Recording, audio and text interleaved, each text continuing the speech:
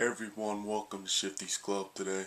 I'm going to talk about uh, exactly what I promised last episode was the Donphans and Dragons. Now, my build is a little different from what I'm going to be talking about because mine is teched for perfect consistency and almost never has bad matchups with the metagame for one. And we'll definitely go over that. But first, let's speak of why I'm gonna change a little things around to make the deck to where you guys would want to hear about it. Now, Donphan is one of the greatest Pokemon we have. Honestly, 120 HP, stage 1, and it has an exoskeleton Pokebody which reduces all damage done to Donphan by attacks by 20 damage. And Earthquake, 1 fighting energy for 60 and spread 10 to your own bench, and 3 fighting for 90. Water weakness, lightning resistance. The only thing that cripples Donphan is the retreat cost. Now, recently people started using Chandelure with Dodrio, and it's not a bad idea. But having to get out 2 Dodrio to support a Donphan and then one of them might be taken out is too risky. That's why I found the perfect partner for Donphan, and that's why Donphan could murder the format. And the name is Metagross. If you guys have never seen Metagross, well, it's only a stage 2, 130 HP. 1 double colorless does 60 damage.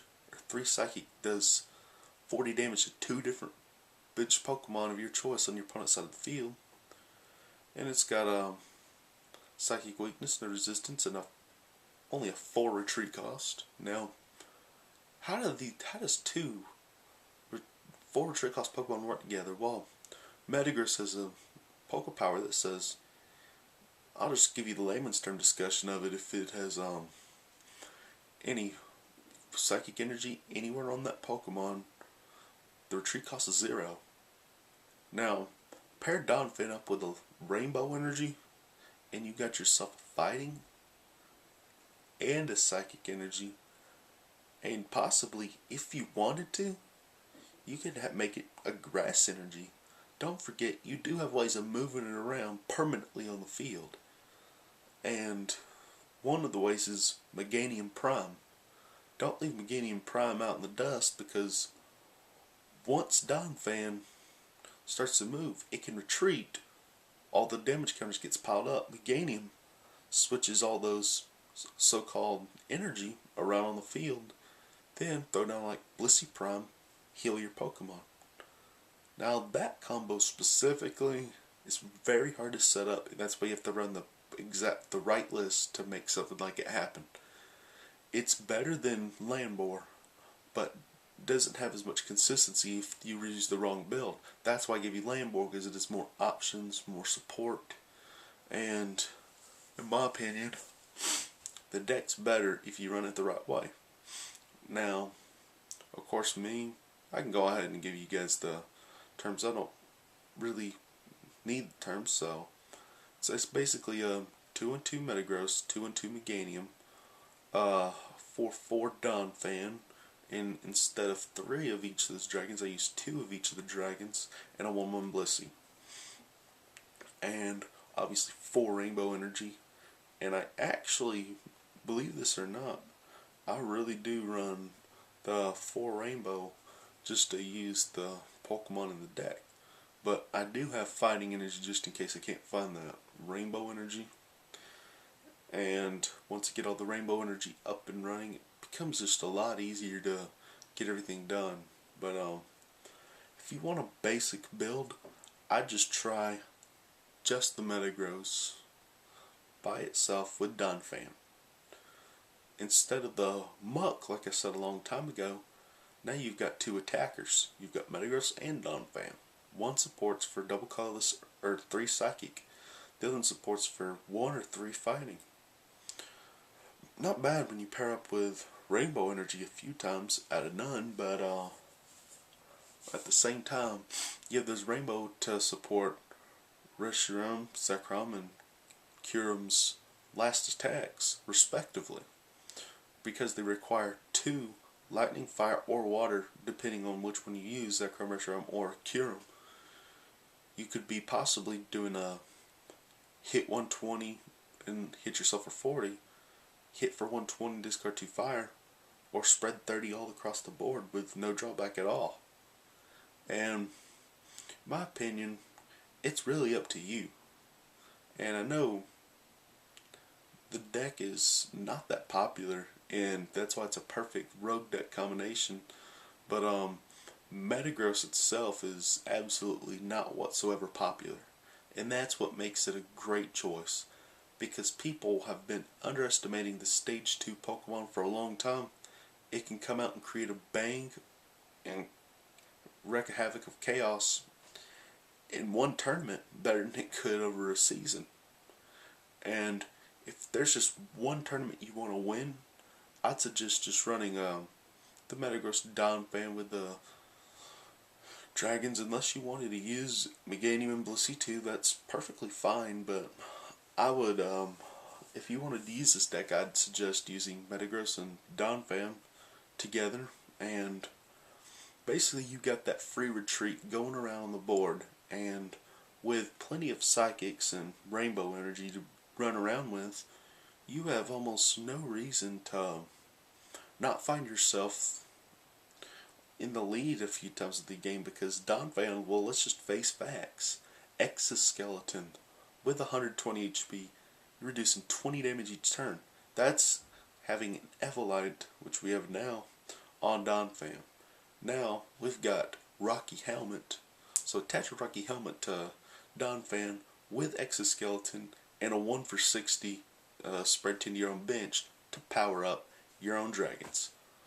How is your opponent going to respond to something like that? Well, Water type's about the only thing I can figure. And for that, you've always got a Zekrom on the bench, ready to just take off. Now, Metal Weakness? Well, you really can't help it there. Oh, wait, but Bellum and Metang can come in Steel types, can't they? And Strength. The other Metagross. Wow, am I not a genius? That's how you beat all these others, such as Kyurem, Vanillux. They can be taken as weakness, because don't forget, Metagross is not only Psychic, it is Metal type. So if you want to run 2 Psychic and 1 Teched Metal Metagross or something like that, which I would require you to use something like Metang, which is like the Psychic Metang and the Psychic Beldum, so you could either switch with Beldum, you could get those 2 Psychic Energy out of the discard pile with Metang, but having that extra Metagross in there could be a deciding factor. Now, knowing this would definitely put us in an advantage, but you gotta understand, there's 3 different weaknesses that most water types have: lightning, grass, and, well, metal. But to the honest point, is there any good ones out there that are weak to grass? Absolutely not. I mean, for alligators, just one of those heavy support Pokemon, really doesn't attack much. 4 water for 80? No. You'd rather be putting the 4 water for around 110 damage. I mean, it just makes sense. And with all honest due respect, in the format, these water type Pokemon aren't going to make too much of a splash, so I bet Donphan is probably the way to go, seeing how you've got Magnezone Electric being the most popular deck in format, and Electric being the most popular tech Pokemon in format, along with a bunch of crazy basic Pokemon. Now, that being said, I can't give you a full list, but I can at least give you a few bright cards that go in the deck. Well, first, make full use of Donphan's advantage. You would obviously use Rocky Helmets, Pokemon Catcher, Communication, Junk Arm, Super Rod, the occasional switch, which I do include in the deck just in case. I have 1 switch.